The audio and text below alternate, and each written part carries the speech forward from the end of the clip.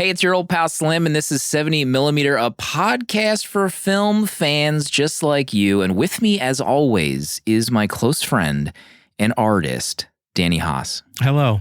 And our close friend and Baldur's Gate expert, Alexis. Viewer discretion advised for attempted child murder tonight. Every episode is connected to a theme of that month, and this time it's Foggust, movies where the fog of nostalgia might cloud our memories. And now we want to see if it still holds up. So my pick is Cloak Dagger from 1984, and you can use the chapters in your podcast app to skip right to that discussion. But Megan, in our own VHS Village community, left a review. Quote, "This felt 3 hours long." Thank you, Megan, for joining us on this journey. Is it 3 hours long? We'll find out together. Real feel.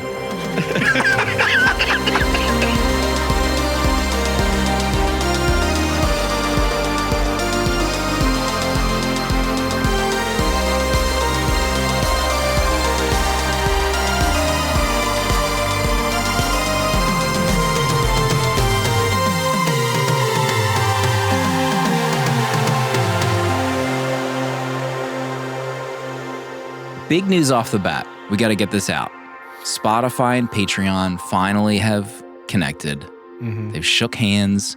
So our patrons, you're listening out there, you can now listen to uncut episodes, exclusive eps, and early releases in Spotify. So if you're a holdout, you're like, I can't connect it to Spotify, now's the time. Now is the time. Do you listen in Spotify, Danny? What do you listen to? I listen to everything in Spotify. It's Really? my go-to. Love Spotify. Oh. You tried that DJ Love beta? the DJ. I love the DJ. Does a good job. Yeah. I found new music with the DJ too. Who's the DJ? You didn't hear this? No. Midjourney. AI. Spotify has partnered with AI to make a radio disc jockey just for you. Mid-jockey. Don't Google that. Please don't. But yeah, there's like a blue button in the app. You press the button and this guy's like, "Hey, I'm your personal DJ. And I noticed you've been listening to indie Taylor Swift. So here's 5 songs from Taylor Swift." And then you can like skip or just, and then if you like hit the blue button again, he's like, "All right, that's fine. Here's some rock music you liked when you were in high school." I'll see you in a Wow. bit. It's really good. I gotta look for this button. Yeah, blue button. Spotify, we're open to sponsorship Yeah. collabs at any time. Our phones are always open. Or Taylor Swift era tickets. How long is this concert? I feel like I've been seeing over. people tweet about and Last night it Discord was about over. Taylor tickets for the last 3 years. It's over. Didn't they destroy a city a week ago? That's what I saw. Earthquake. They leveled Seattle or something. Yeah. It's no more. Danny, do you watch any movies this week? I did. We went to the theater, Casey and I, Sunday to see a little gem called Theater Camp. Oh. Brand new movie. It was only showing, it's not showing like a wide release, which was a little bit annoying. But we did get to go to a good Regal that we like. It was directed by Molly Gordon and Nick Lieberman. Molly also wrote it, I believe. Is this a musical? Double-checked. No, not a musical. It's about a theater camp that is like the middle class theater camp when there's like the upper class across the lake, etc. And they're running out of money. They need to be funded to survive when the founder of the camp, she needs help. And so Ben Platt is in it. And it's a good time. The kids that are in it, that are in the theater camp, I feel like steal the show a bit because they're incredible and they're funny. And when you get like a good kid actor, it just kind of shines a little bit more. You kind of see their like talent, and I kind of love that. Like Henry Thomas in Cloak and Dagger. We'll get into Save it for the show. We'll get into it. Noah Glavin also is in it. So Noah and Molly were both in. We covered them in Booksmart, and so Noah singing the Alanis Morissette song at karaoke was a big funny moment. Anyway, Noah also is amazing in this film, and I had a great time watching it. I thought we were going to get more singing from Ben, but he didn't like sing that much, which I was surprised. So I think he's still paying the fines of Dear Evan Hansen, Right. which is like fine. He was like a 4-year-old in high school or something. That Yeah. He was that. He was that meme. Right. But I had a good time watching it. I think we both enjoyed it. And it's just nice to see a movie that's just kind of fun and a good time. Did you guys get snacks at the theater? No. Did you get snacks beforehand? Smuggle them? Did we smuggle snacks? I don't think we smuggled snacks that day. I smuggled in a Wendy's spicy chicken sandwich last week. I saw that. I felt electrified in that theater. You're gonna get in trouble. You're gonna get in trouble for that. I'd be sweating, stressed, opening illegal substances like that in a theater. No one there cares, though. These guys Someone are making is going minimum to care, wage. and the one time they care, they're going to come at me. Well, I think what should be done is someone should put it to the test. Like, how much can you get away with?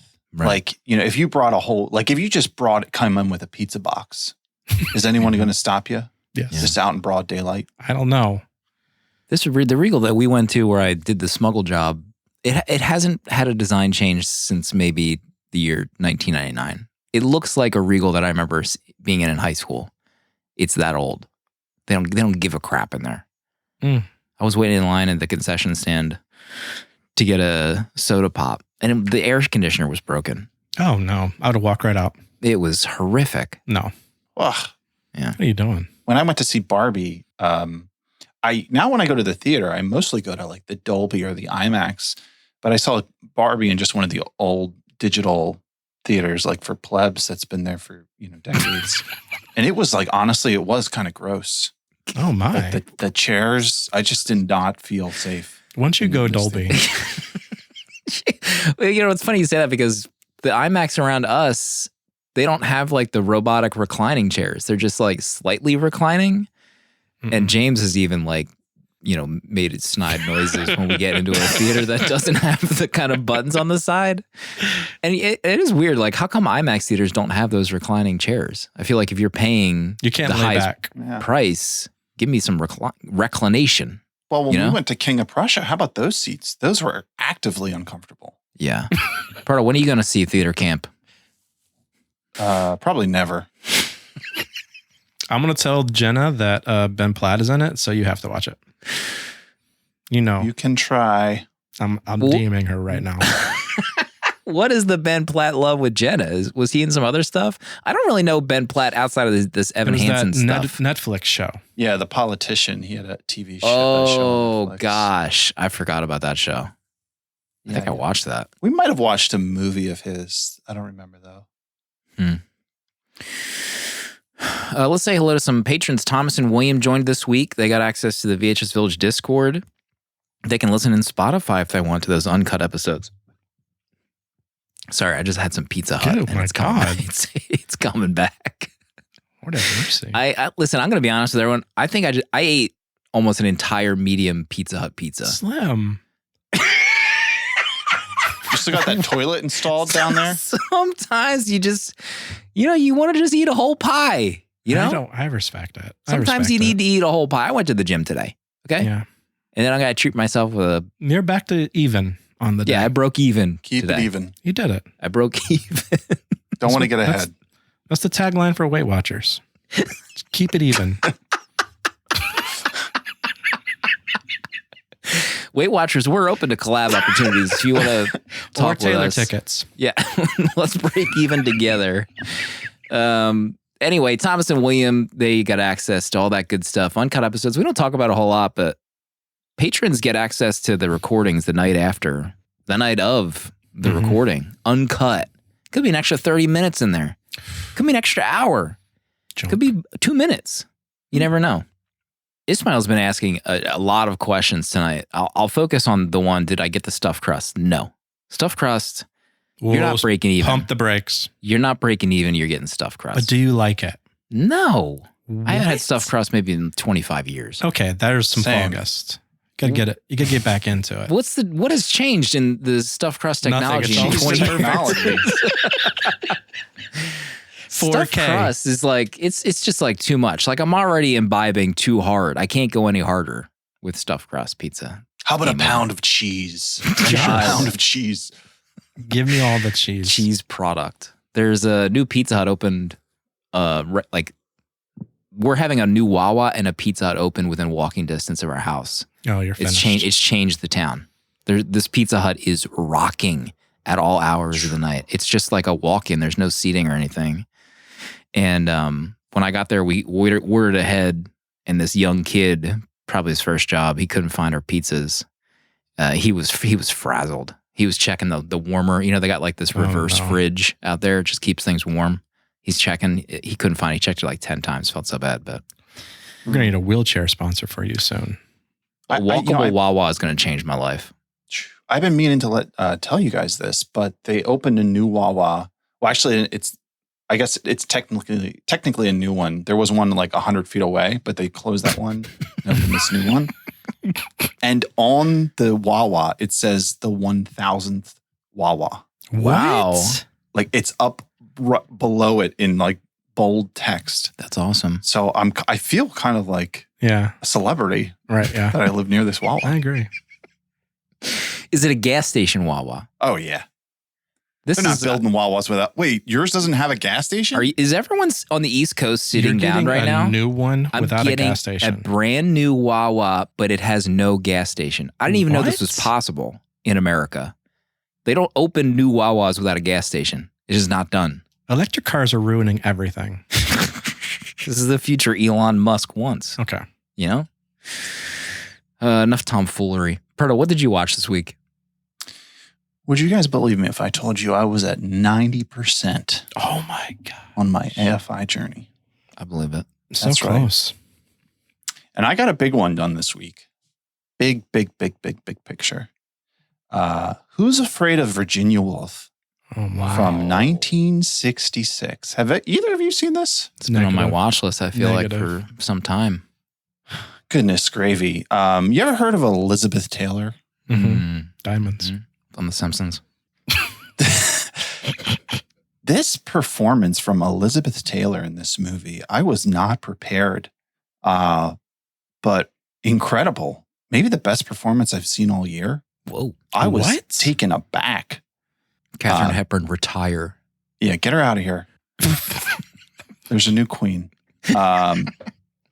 But also Richard Burton, and I don't know if I've seen him in anything else, but he is also fantastic in this movie. It had a rare thing at the Oscars where it had all four main actors nominated in the four categories, which was pretty cool. And the movie is basically just four characters the whole time. And it's so Richard and Elizabeth are a couple, and the movie starts with them coming home late from a party at 2 a.m. And Elizabeth tells her husband that she invited guests from the party over at 2 a.m., which is like The worst. I can't even imagine. No. Nightmare. Being awake at 2 a.m.? Right? Yeah. That I mean, too. at that point, I'll say hello, but it's like, I'm going to bed. Irish goodbye. Yeah. Yeah. Jenna, Finished. you're on your own. You made your bed. Here's theater camp. But the movie, so it's them, and it's kind of it's like them for 2 hours in the middle of the night with this other couple getting into these arguments and playing these mind games with each other and these quarrels, and they go to a bar at one point and they just kind of have it out with each other, and then they confide in this other couple. And it's based on a play, so it feels very much like a play, but I found like just the performances like riveting. And by the end of it, what comes out of it is a pretty great finale.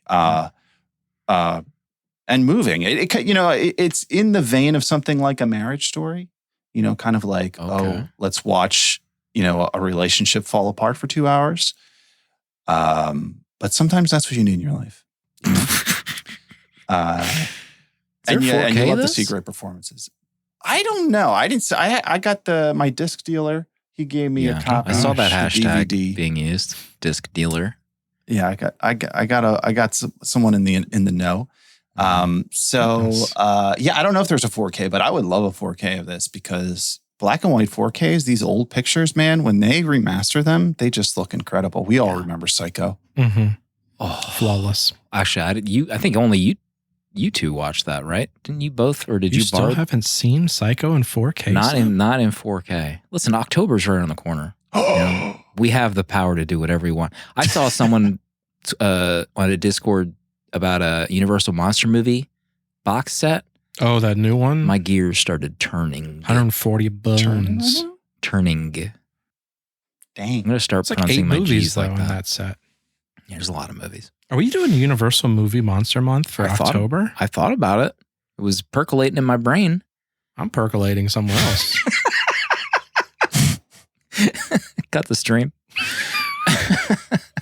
Any other movies you want to spotlight, Pert? I saw Platoon. What? You watched Platoon, didn't you? Yeah. It didn't get a favorable review. No. You've seen Platoon, haven't you? Yeah, but not maybe in many years. I thought I Since saw he a was a young 4-star lad. review from you. No, What? I think it was a BLB rating, and after I read yours, I removed it because I'm Yeah. trying to quietly get remove caught up in that. BLBs. Yeah. This is an Oliver Stone picture. I don't know. It wasn't for me. It felt. I'm curious. I meant to look up like the backstory. I don't know if this is like based on a Real a war. remembrance, like someone's memoir, true story, or whatever. This guy. I just didn't really like the structure of the story, and it just feels antiquated now after seeing some other movies around where, like, watching Come and See and 1917 and like Paths of Glory. I think I just have like a different perspective on war movies. And this felt maybe exploitative of everything that went on there. So I don't know. It just it didn't really sit well with me, and I didn't really enjoy it. And the sound editing is very, very odd in this movie. So it's just not my thing. Okay. One movie that I thought about suggesting that we do just now until I saw Danny One Star from Oliver Stone was Any Given Sunday. Did I once start? You one-starred it. Did I give a review? 2021. Love being reminded why I hate sports movies, especially football movies. This checks all the boxes. Yeah. Jamie Foxx in that? Yeah. Okay, yeah. There's so many stonk. There's so many quotes in Not that because movie. of Jamie, excuse me. I did mind Jamie, but that movie was... Al Pacino. Yeah, what a... Pacino. Every week we give out a free year of Letterboxd Patron. Get that custom header image on your profile, reviews, stats, no ads. And let's see, I saw a Cloak and Dagger review come in. So it'll eventually lead us into our discussion. From John O'Callahan. Had never seen this at the right time, and this could have been my Goonies. Oh, Cloak and my. Dagger, 3.5 stars. Hashtag remember the Alamo. Hashtag Google Play. Look out, John. Renting movies on Google Play. You just got a free year of Letterboxd Patron. So let me look at my diary here. So William Friedkin died. So I went and rewatched a movie that I haven't seen in a long time. The Hunted. William Friedkin did. Tommy Lee Jones, Benicio del Toro. And Benicio del Toro, it's got like this poster that is like melted into my brain. Benicio del Toro plays like this almost AWOL soldier who had over the years been sent to like do secret sneak attacks on people. Like he's like a great soldier, and Tommy Lee Jones was his teacher. And it seems like he murders these two hunters, and Tommy Lee Jones is like called in, like, you need your help to track this guy down. I liked it. And one of the things that I was thinking of as I watched it was, if this had been made in the 70s, like this would have been a banger. It felt like a movie like out of time. What year is it? 2003. Oh, so it's older Benicio. He looks amazing in this movie. I thought we were talking like Benicio Bond days. No. So I commented on a friend of ours, Jay Wells' review. He gave it 2.5 stars. And there's one line in here. He could never buy into the movie. It takes itself too seriously for a movie that involves two men stopping in the middle of a chase to blacksmith a new knife and carve another one from stone. And I commented that, like, if this had been made in the 70s and we watched it for the first time today, I feel like we'd all love it. It just felt like almost like a different universe Rambo movie in a way. It's like very similar plot, really. And then Jay Wall commented, said, like, yeah, with Sly being tracked down by someone like Roy Scheider, it would be an easy 5 stars. Can you imagine? I think I've seen this. I'm going to mark this as watched. I'm real serious. I think I've seen this. Shadow Man. It's ringing bells. And I also watched this movie called Lake Mungo. You heard about this? Oh my gosh. Yes. Yes. You I've heard been about wanting this? to watch it. Is it found footage? Or like mockumentary? It's like a mockumentary. Flynn, who does social media for Letterboxd, was asked on IG from Fantasia Fest, like, what's the scariest movie you've ever seen? And she said Lake Mungo. And I was like, what the F is Lake Mungo? I'd never seen it. And it is this like found footage of a family in a town coming to grips with like their 16-year-old daughter, Alice, drowning in a local dam. And the like story that comes from them, you know, investigating what happened, strange things occurring, and then like secrets being revealed. Amanda, my wife, thought it was a absolute snooze fest. But I couldn't stop thinking about it after I watched it. It went in directions that I was not expecting. I wouldn't really build this as a horror movie. It's hard to explain. So like after I watched it, I was just so like taken with it. I went on Reddit, and it just seems like the general consensus of the movie is people just think it's an absolute overrated snoozer. Or it's, you know, something more. It's something deeper that makes you kind of like probe, you know, what it is to see things that's like right in front of you the whole time, or ignoring things. So I thought it was fascinating. I recommend it. Interesting. So you haven't seen it, Danny? No, You've I heard came about it. across it. I think when we were talking Blair Witch, and someone was comparing like found footage movies, etc., and talked about Mungo and said that it really unsettled them. And I remember, I didn't watch this set obviously, but I remember them talking about how scared of it they were. And I meant to send it to you and ask you if you'd seen it, but yeah, it's streaming on a bunch of places: Vudu, Tubi, Plex, for free. So if people want to check it out, it's readily available. Okay, I think it's time for our main course for Foggist. My pick, Cloak and Dagger, episode 183. We're cooking. We're close to 200. It's crazy. We get to 400 patrons. Remember, Danny agreed we'll do the Hunger Games movie. Yeah, I agreed with what you offered. I agreed what you were putting out there. Our big goal for 400 patrons. Listen, I like Hunger movie. Games movies. I'm excited if we get there. Okay. I think they're J-Law. fun. Yeah. J-Law. I love J-Law. Fantastic actor. Ferdo, what's Cloak and Dagger about? Are imaginary friends a danger to your child? Will they encourage your child to delusions, violence, even murder? Latchkey kid Davey Osborne of San Antonio, Texas, is an avid video gamer and loves the series Cloak and Dagger, where you help a secret agent systematically kill everyone in an underground bunker. Davey is so obsessed that he begins seeing and talking to Jack Flack, the agent from the game. Coincidentally, he receives a copy of Cloak and Dagger from a nerd in a lab coat, which holds secret plans for a stealth jet fighter.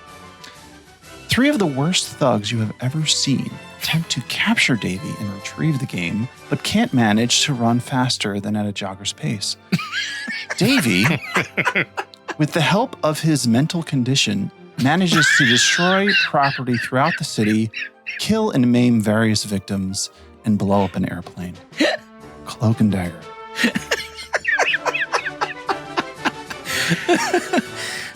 Cripes. So, yeah, my backstory with this movie. That could be one of your best ones. That's good. Yeah, I remember growing up on this movie. I meant to text my brother to let him know we were doing this movie. And Text him now. I feel like a maroon. I probably will text him. But I remember seeing this movie growing up a lot. I feel like this was potentially one of his favorites. So I, by osmosis, had seen it in various forms growing up, but I had never gone back to rewatch it. This is the whole point of this month. You know, I wanted to see, like, is it actually good? Does it hold up after all these years? Like, are my memories real? And I remember, you know, viscerally, like Jack Flack, the explosion at the end, the old couple. This might have created a fear in old people at a young age for me. And maybe I didn't really know why until I rewatched this. So that's my backstory with this movie. But Proto, if I remember correctly, there is none for you. Never even heard of this. Danny? Same. The only thing that triggers that title is a comic book. Other than that, I knew nothing about this. Henry Thomas. I haven't watched E.T. I don't even know when the last time I watched E.T. I need you to watch it again, Slim. The 4K's out. It's a beautiful picture. This was like, what, a year or two after E.T. is out? He's doing Cloak and Dagger? Yeah. Yeah, he's riding high. You know, it's funny. I keep forgetting that he's kind of like back. Remember he did all these left. He did all these Netflix shows. He's done so much. Gangs in New York. The Haunting of Hill House. Hill House was big for him, yeah. Mike Flanagan. Midnight Mass. The Haunting of Bly Manor. Dr. Sleep. Dr. Sleep, what a garbage movie. Fire in the Sky. Yo. I'd love to watch that for the show. That movie messed me up. So we'll go around the room, the three of us, talk about this movie, and then we'll close things off with our honorable mentions and our letterboxed rating. Maybe we could start with like the story of this movie, like the actual plot. You know, it's what's the year? 1984. And this kid is a gamer. He's friends with like literally comic book guy from The Simpsons at that video game store, stumbles upon these plans, and these adults are trying to get him and kill him to get these plans. Maybe I know already from your synopsis, but what do you think of the plot of this movie? I mean, I think it's a good idea for a movie. I mean, it's kind of funny. It's kind of, I think one of the more interesting things about it is how his imaginary friend is played by Dabney Coleman, who also plays his father. So, I mean, there's some interesting subtext there. Yeah. Especially like this kid being, home alone. And I often hear people who like grew up in the 80s describing it like this, be like calling themselves a latchkey kid, where they would come home from school and both their parents would be gone. And they would just like come home and be home alone for hours on end. Whereas now, like that seems like unimaginable. Illegal. You'd get put in jail. Someone's calling someone. Yeah. I honestly cannot even fathom this era. I think we probably talked about it a little bit when we talked about Poltergeist, just like that era of the nuclear family and like what the kids did all day. Mm-hmm. Like James sits in his room and plays video games all day. He's not going to like his friends. He's playing with his friends on Xbox. But yeah, like just leaving your kids to their own devices, and especially walking around with a gun replica model that looks identical to a real gun. It's like mind blowing now in 2023. I couldn't get over that gun. It looks so real. I think that's in my notes where I said, how long was that security guard going to let that kid walk through the lobby with a gun out? That kid would have been tackled in 2 seconds. Oh my gosh. Now. And beat up probably. Yeah. I loved collecting those replica guns, but they always had like the red thing on the end. Yeah. And I would have cap guns. And I remember specifically because of this movie. I remember specifically trying to find the most realistic cap gun I could get. Like, and they were so cool. I'd take them out in the backyard, put those little caps in, have my little Rambo knife, and I'd be having a day. Always sharpied that orange tip. Oh, yeah. I mean, the smell of a cap gun, that smoke coming out, it's just a glorious moment. It's that firework smell. Yeah. What do you think of the story of this movie, Denny? You know, I kind of loved it. And I the thing is, I watched it through the eyes of like, what would kid Danny think? And I feel like if I had seen this at that age or at the same age as Henry in this film, I probably would have watched this movie nonstop. There was something about it mirrored so much of my like playing pretend that I did as a kid. And even to have like imaginary conversations with people. I had walkie-talkies where I would either talk to myself or if my sister was around, we would talk through walkie-talkies or even pretend to have these kind of, spy moments or hiding. So the story was like, it was like hitting a nostalgic chord for me because it felt like my summer afternoons for sure.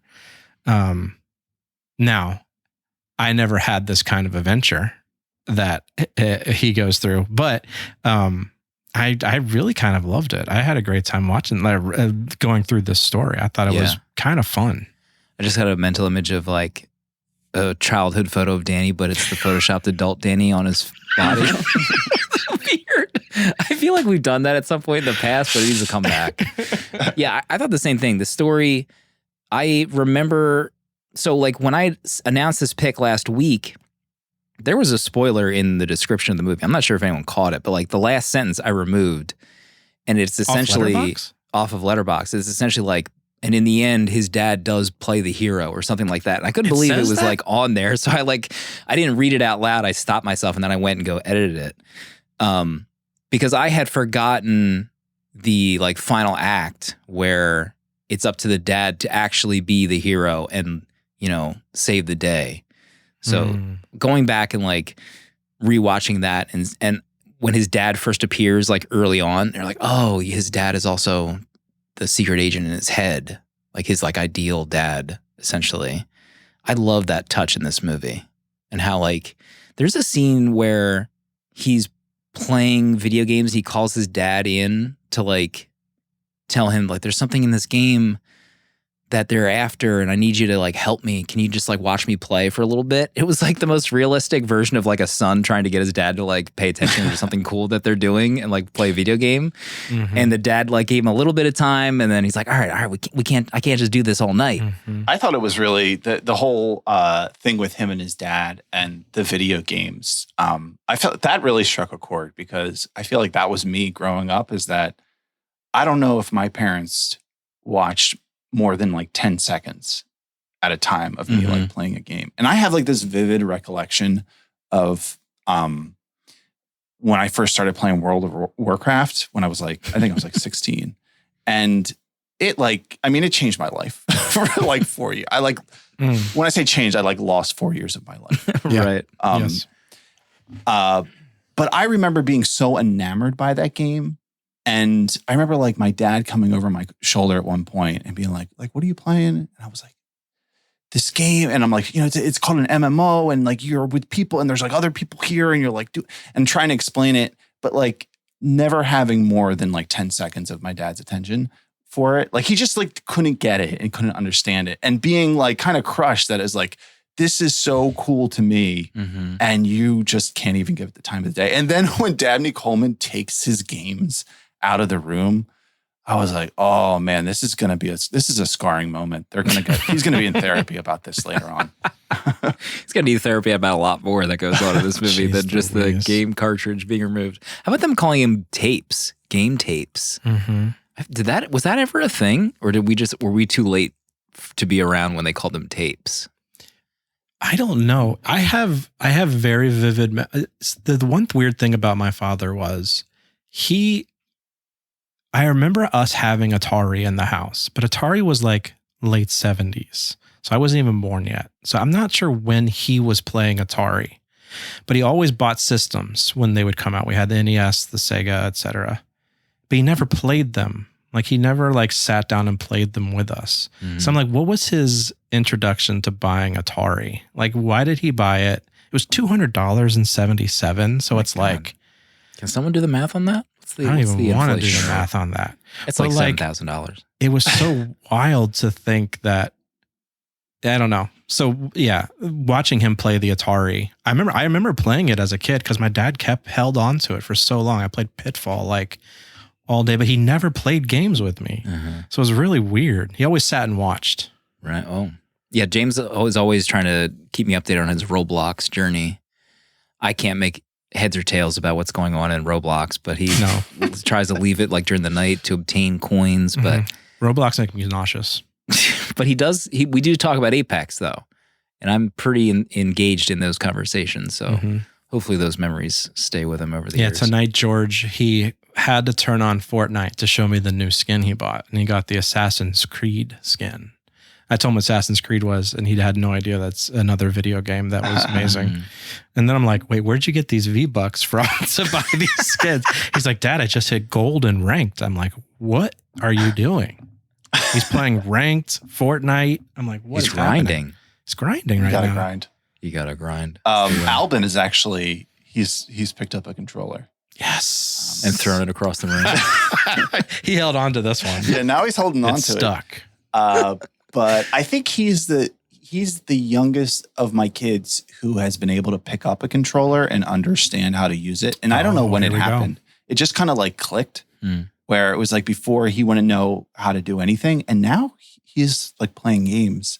But he's also in like that terrible period where he barely understands it. So he needs help every 5 minutes, which isn't helping my mental state. Your AFI journey. We'll get through it. So when I was rewatching this, I had forgotten about the old couple, the senior couple that he encounters on the boat. And then I was thinking like, oh yeah, isn't there a couple that like help? As I was watching, I was like, doesn't a couple help him? Is there like a kind couple or something? And then the couple appeared, and they're like, oh God, no, I forgot about this. The 3 fingers. Listen, like you hear this thing in the movie, you hear this thing about like the spy that is going to turn over the game tape, which I think Discord, I can't remember who posted the link, but apparently it was an error because the screenwriter didn't really play video games, Mr. Mephistopheles. And the spy is missing 2 fingers. And then that's the big reveal that like this elderly couple you think is helping Henry Thomas is actually not. What'd you think of those hands, Danny? My first like guttural reaction is how I feel when I see like a pimple popping video on TikTok. I can't swipe away fast enough, or I watch too long. But could there not have been maybe a birthmark on the neck or something? 3 fingers is such a choice to have in a movie that I was actually taken back. Her glove wasn't even like limp. Glove work? The glove looked like it was just a regular hand. Right. So then I'm like, is this a stunt hand that they had to find someone? Because it's a real hand with 3 fingers. There's a picture in chat. That's a real hand with 3 fingers. That's not a prosthetic. That's real. It's real life. She had a glove on that with all working fingers. Part of your thoughts? Oh man, actually just seeing this picture, it brings back the memory of my grandmom who... Does she have 3 fingers on one hand only? On her, I don't know if it was her left or right hand, but her middle finger was gone at like the big knuckle. Excuse me. And I remember like asking my dad what happened. And he said like she fell down the stairs into the basement and it got caught in the railing. Oh my God. What? So seeing this image just like kind of brought that back to me. Just felt a pain in my groin. You're welcome, everyone. There's only certain phrases or words that make me feel that pain, but I just felt it. So yeah, like the whole finale takes place with them trying to hijack that plane with our boy. Remember when he shoots that? Shoots the guy in the nuts. It looked like it was a knee, but he did act like he got shot in the nads. In those chinos. That guy was taken out because of those chinos. Many a screenshot was shared in various places of that scene. What do you want to talk about, Proto, from this movie? Well, I mean, we can talk about that scene. I don't understand like their whole reasoning. Like, why are you turning around? Like a kid, a 10-year-old kid is saying, hey, didn't he say like, that's my mom and dad? Those are my parents. Yeah. Those are my parents who are 95 years old or whatever, how old they are. And the security guard is like, hey, wait. And they stop. Like, why would you not just keep walking? Are you not spies? Right. Like, have you not been in this scenario before? They're not the best spies. Yeah, they admittedly weren't top notch. We could use a prequel on their journey. But there was a lot of stuff like that in this movie. I mean, even the stuff with it's cute and fun. Of course, it has to work for a kid. And some of it was pretty clever of him like running away from them. But then some of it was like, it's just like silly, and it's like it feels very forced to make the story happen. Mm-hmm. But you can go along with it for the most like most when part. what's his face was holding that gun up to him by the water. Remember when he was like, Jack Flack was trying to distract him? Oh my god! And he kept looking over to the wall. So the Right. guy with the gun was like, "All right, yeah, I'll just start shooting this wall." Yeah, I'll just start shooting the wall. Okay, but that scene was really good. It was an amazing scene. I love It that was an scene. amazing scene. How about that jacket where the holes open up and let the Oh, blood yeah. pour out afterwards? That was a nice little piece of prop. Mm-hmm. Michael like Murphy is this psychotic businessman, Rice. Remember like all the evil stuff he was saying he was going to do to him about like murdering him Oh my right before he God. shot him? It was very dark. Real dark. Home Alone 3-esque. Poor Davy. One of the things that confused me about this movie, which ended up being like was like the MacGuffin at the end, the bomb that they put in the walkie-talkie. Who I must have missed when this happened. Who did it? They gave it to the little girl, Yeah. but the spies weren't a part of it because they had no idea about the walkie-talkie bomb. No, Rice, the evil machine gun waterfront guy. So he took it on himself to make this bomb without telling anyone else. I think they said that like they were going to kill that kid. Another if he- child, yeah. They were going to kill another child if Davy didn't hand over the game tape. And then I think I remember them saying, like, when they were opening the trunk at one scene, they're all like kind of guffawing. They're like, yeah, don't worry. We're going to blow up that Yes. kid. And it's going to destroy our entire block. She's definitely dead. And block They were absolutely psychotic. I was the one thing I was like so fascinated by, like, these men are pure evil. And it's like, this might fall into the, not like super Amblin-y, but remember like ages ago, we said like Amblin movies were like somehow horror, action, comedy, and like whimsy at the same time. This one kind of feels the closest to that we've done in a while. Where like this is kind of like a kid's movie, but it's dark. Like people, Yeah. he kills people. This kid, He puts a kid in a trunk with the dead comic book guy. right? His friend. And he doesn't, he Right. barely flinches. No, he does not even care. Henry's seen things in his mind with Jack. He needs a lot of therapy after this. Maybe a lifetime of therapy, I think. I feel like one of the most realistic bits was Henry trying to drive the car out of the parking garage. Oh yeah. Oh, I yeah, that's- really felt like he did that. And they just filmed him trying to drive a car out of a parking garage Mhm. because he destroyed everything in his Yeah. path. Yeah. I like how the guy is Rice. Was that the name of the bad guy? Yeah. I like how he's like, he stops the other guy. He's like, don't shoot my car. Like, what are you doing? And then 2 minutes later, he like unloads on his car Yes. Yes.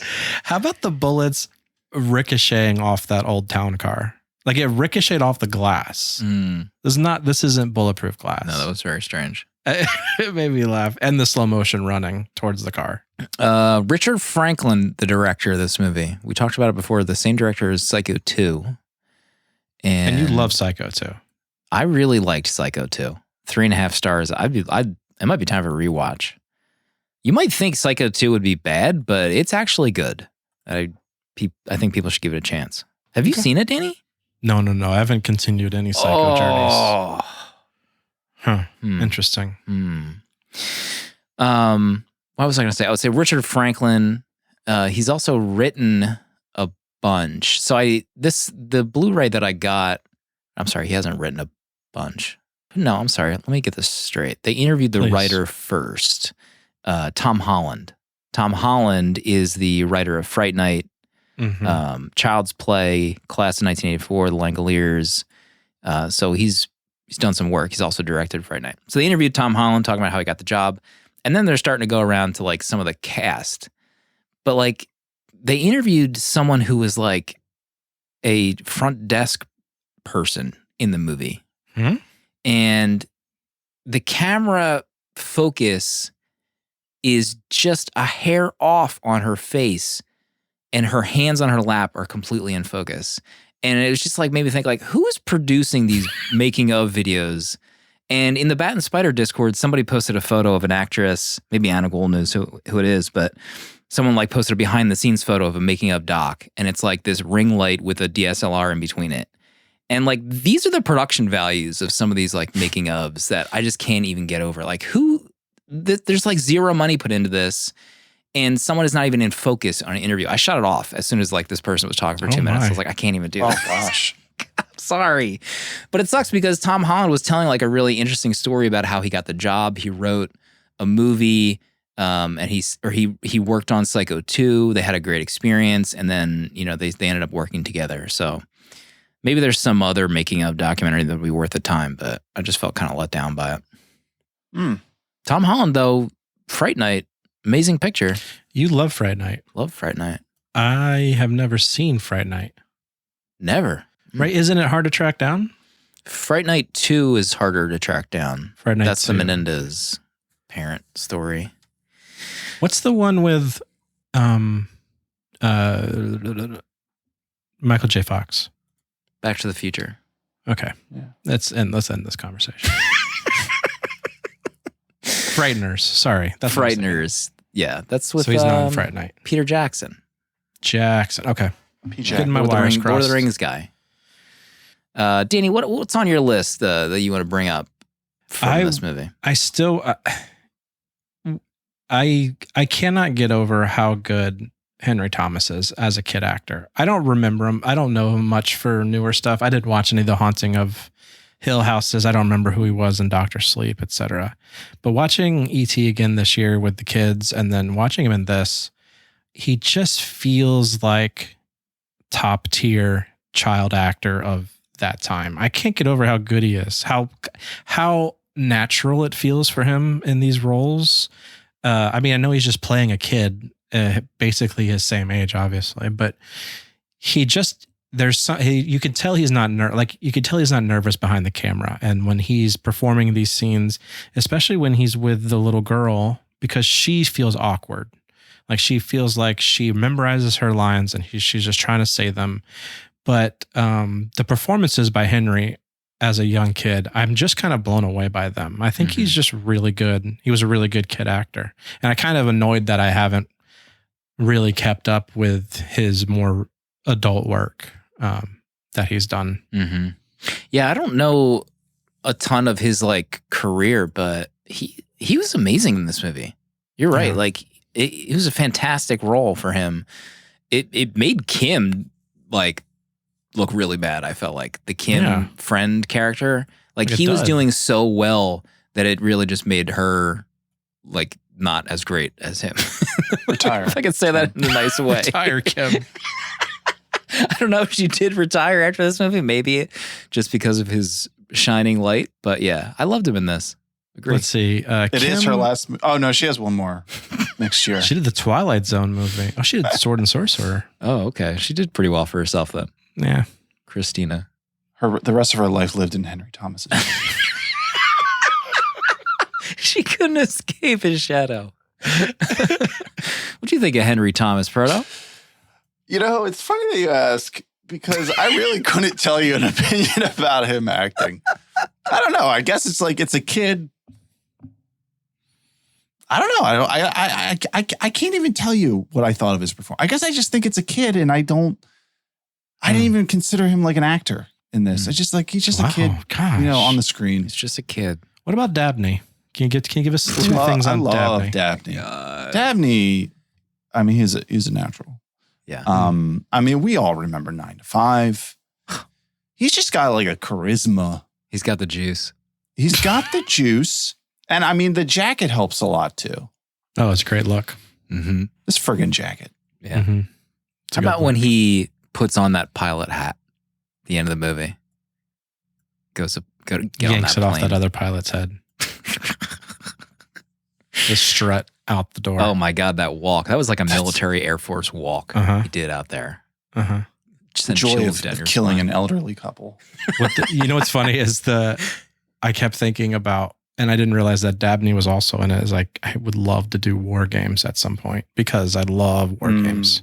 War month. No. Warbuary. I don't want to do that. I don't have any other call outs for the cast. I mean, we talked about Rice being a sociopath, but Rice has been in some movies. Batman Returns as the mayor. Played the mayor. Yeah, that's the same guy. Oh yeah. Let it kick in. He was also in McCabe and Mrs. Miller. As Eugene Sears. So yeah, the supporting cast I thought was good. The John McIntyre, the old man spy. Mm-hmm. He's the sheriff in Psycho. My God, it's a sign. It's a sign. We have to go back. Can we talk about the finale, the final shot? Can we talk about the plane blowing up at Oppenheimer levels? Yeah, it's a great of explosion, and him to be able to walk out of it. But my favorite part is when they're embracing father son. The continual of the mushroom cloud billowing behind him, as if we just, this is Trinity. This is Oppenheimer's back there, just set off the bomb. I couldn't believe what I was seeing. Everyone should be dead in San Antonio. It was a lot insane. of C4 in that explosive. There was a lot of C4 in that one little radio. And I loved it. Yeah. Yeah. I mean, yeah, the joy on both of their faces after living through the most traumatic moment of your life. Maybe it'll kick in a couple days. But yeah, the kid almost killed, the father escaping the plane. I felt like they should be a little bit more like, wow, we survived, thank God. But they were really happy to be reunited. Yeah, remember? It's so amazing. He's walking through the flames. You think it's Jack, but it's his dad coming through. And then what was his line too? He's like, Jack Flack always returns or something like that. And then Davy's like, I don't need him anymore. I've got you, Dad. Can you write a better ending? You were crying. My God, I was like sobbing into your hoagie. That entire scene, because like as soon as he puts on the pilot hat, I remember like, oh my God, that's right. He goes on the plane. It's like, oh my God, I loved every second of that ending. It's like the ultimate dad core scene as a kid. Like even now as an adult, like I was like, I knew it was coming. I was like prepping myself. Dadcore. I was like, this is going to be I'm going to be a mess at the end of this movie. So yeah, the special effects look corny as hell. They don't hold up. But man, you know what? That's all I needed in that moment, in that ending. Give us your final thoughts. Final thoughts, Textronics, what a name for a company. His store, his entire game store. I need that replicated so we can just walk around it. I just got to walk in that store. Someone needs to make that real for us. The smell of that store. Smell it. Felt pretty bad. He got offed. How about Morris not having a drop of blood in his body? He gets a bullet through the brain and there's not a drop of blood after the body's gone. It's all Pepsi and cheeseburgers in there. Goodness. The bad guy with the blood. Oh yeah, how about them? Remember he's on the bus trying to avoid the crumb bums? And then like he gets off the bus and that car cuts off the bus and they just chase him into the park. Like someone needs to call the cops if they see that, right? No one's calling cops in San Antonio. Yeah, the Alamo was in this. I know you could film at the Alamo. Neither did I. Public transportation out the wazoo, I wrote in this. That's another thing. The idea of having a bus pass as like a 10-year-old kid. I mean, every adult that was connected to these kids need to be locked up. This shouldn't be a thing. Kids with bus passes. Public transportation. I mean, that's what more needs to be said. Remember public transportation? That's all my honorable mentions. I had an amazing time rewatching this. The fog is still enveloped all over me. It seeped in through the basement. It covered me. The finale was amazing. 5 stars. for Cloak and Dagger. 5 my. stars. The Fog. I loved it. It might be like the perfect 80s father-son story that I can think of right now for me. Okay. Yeah. But that's fully fogged up though. And I understand it. You're fogged. I'm fogged. Proto? Some honorable mentions. I didn't understand that scene at the beginning where he goes into the hotel or the business and then he sees what's happening in the window of like the tech who has the cartridge, but it's like on his side of the building because then he comes through the door. Like, why is he it looks like he's looking across. I think they wanted to do the camera trickery with Jack. Because remember, like Jack isn't appearing. But you can see him in the reflection. Yeah. Oh, the 4K. The 4K, you could definitely see Jack in the reflection. That was the only reason I figured they did that shot. I still don't understand what you were like looking at. They're not across. Like, how are they not across on the other side? He's of the window? looking at. That's the problem. He's looking at windows in a building across the way that are reflecting what's happening in the building he's in, but they are perfectly shaped in the window across the way as well. That there's no physical way that this could possibly happen. Physics fail. Okay, but great dummy usage in that scene too. Oh, the stairwell dummy. Dummy! Oh my god, that was like a child dummy. It was so tiny. Yeah, grown men chasing children and failing. I just couldn't get over that. The whole riverboat sequence there. Oh yeah, great sequence. There's a lot of moments where it felt like kind of too long. There was kind of like just 2 minutes of them like doing musical chairs. Yeah, they probably could have cut out like the boat scene, save some time. Yeah. The one bad guy in the sweatsuit. Mm-hmm. That should be illegal. Like sweatsuits? The pants with the matching upper.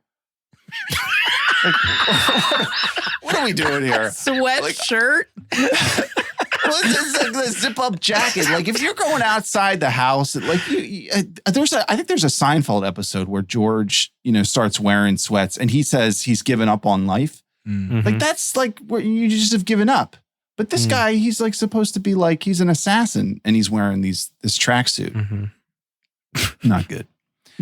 How about the Jack Flack recommending the Crossfire Gambit to a child?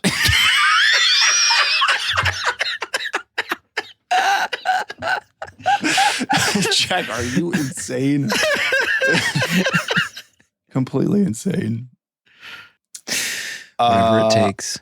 I did feel like this movie felt a little long to me, but it was actually fun. I was watching it with Albin, who's he's 4, and most movies don't hold his attention for that long. But he actually sat and watched the whole movie with me, and he was pretty invested into what was going on.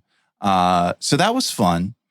So I had a fine time with this movie. I'll give it 3. Oh, okay. 25 years from now, your son's gonna be doing a podcast, doing Fogust all over again.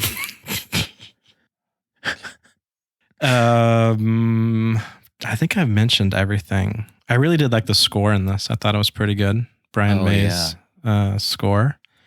I know for a fact if I watched this as a kid.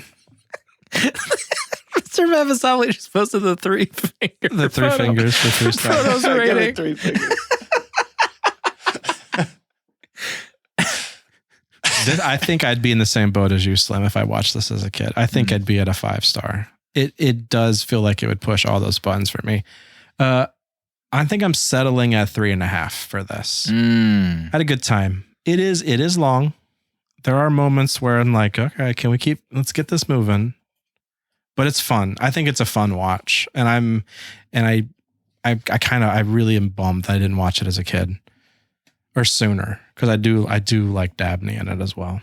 Your art for this, is it posted yet? Oh my God. Are you kidding me? Oh gosh. Sit down, Look at everyone. this art. Chill, you guys. It's not that good. Yeah, please. Hold on. Did I even put it on my phone? We need to do more video game related movies. For the art. For the art alone. Yeah. Yeah. Okay. Cloak and Dagger in the books. The artwork is posted. Look at that. Jesus. I mean, I asked Danny off the books what's it going to take to get some slip covers so I can put that in my Blu-ray. Because that's pretty I'll make good. Blu-ray slip covers. Downloadable. Oh. Could I ask a man to use a printer? Okay. So next week is Danny's pick.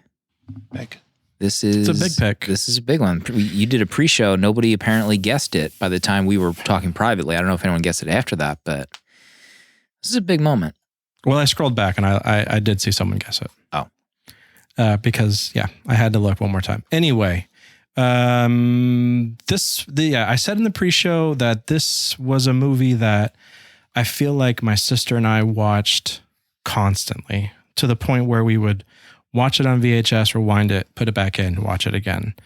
I haven't watched it in forever.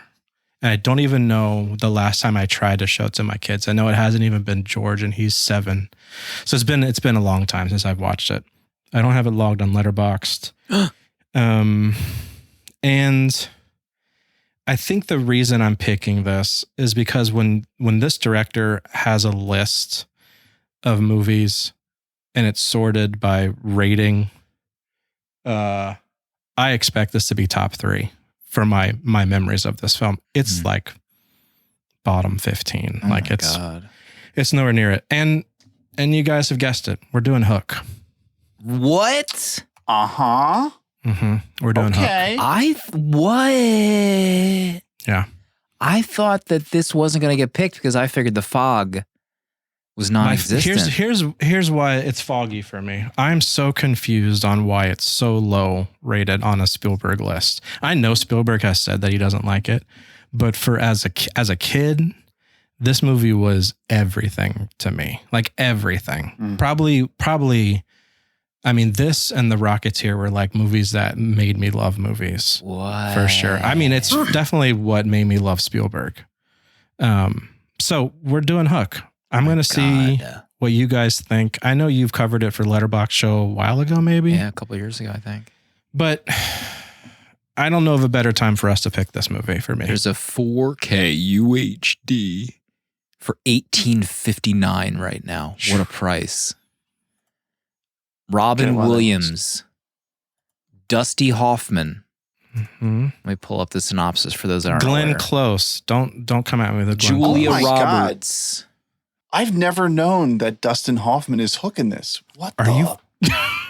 I mean, I haven't seen it in probably Proto's massaging his forehead 15, after he 20 just said years. that. Yeah, the massaging. 1991, Steven Spielberg. What if Peter Pan grew up? The boy who wasn't supposed to grow up does just that, becoming a soulless corporate lawyer whose workaholism could cost him his wife and kids.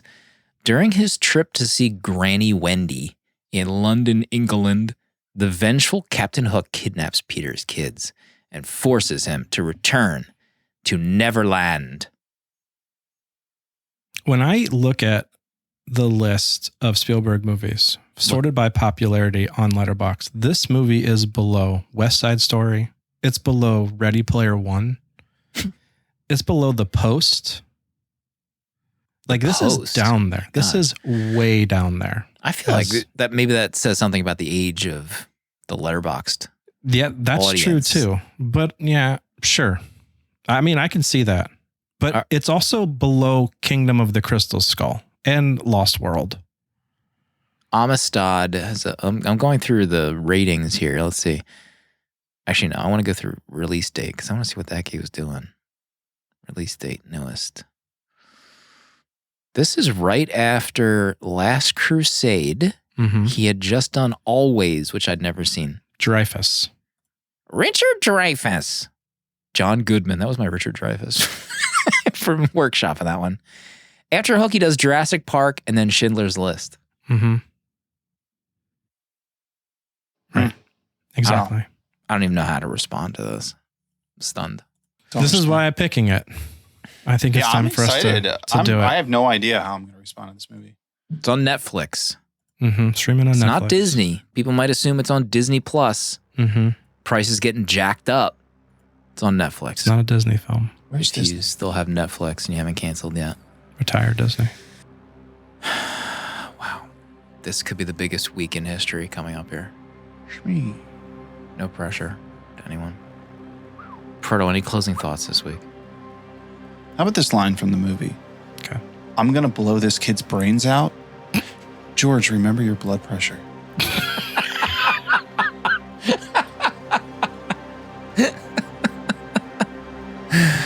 We'll see everybody next week for Hook, streaming on Netflix.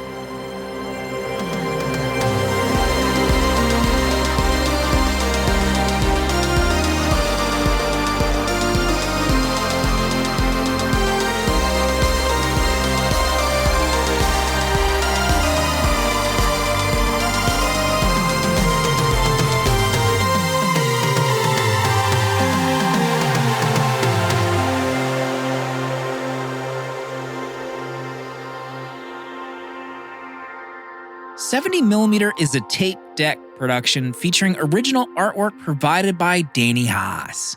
Spiritual guidance and V'ger, the robot who loves movies, provided by Pertalexis. Producer at large Dale_A. Transcripts provided by Sophie Shin and music composed by Cinematric. Prints and other merch are available on 70mmpod.com. This episode was mixed, edited, and produced by me, Slim. Support our Patreon for access to our VHS Village Discord to talk movies with new friends, access to our exclusive episodes in the 70mm vault, discounts on merch, uncut episodes, and a physical membership card mailed to you. To check out other Tape Deck podcasts, find the link in the episode notes. And if you'd like to support our friends at Letterboxd and upgrade to Pro or Patron status, you can do so with a 20% off discount using the links on 70mmpod.com. This is a Tape Deck podcast.